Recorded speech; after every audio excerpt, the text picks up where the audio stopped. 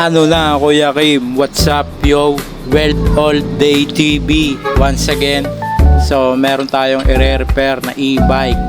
At ang i-repair natin dyan ay yung pinaka chassis. So ayan, halos humiwalay na yung pinaka dating pinag-weldingan. Kaya sa atin dinala ni customer ay bumigay na.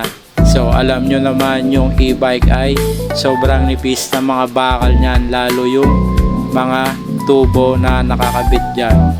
So ayan, ginawan na namin ng paraan para tumibay at nilagyan ko siya na makapal na flat bar. So ayan, tinulungan na ako ni Frankie para makita ko yung pinakailalim para makapag-welding tayo ng maayos. So bago natin weldingin yan ay tinitingnan muna natin yung ilalim dahil ng maraming wiring na nakalagay dyan.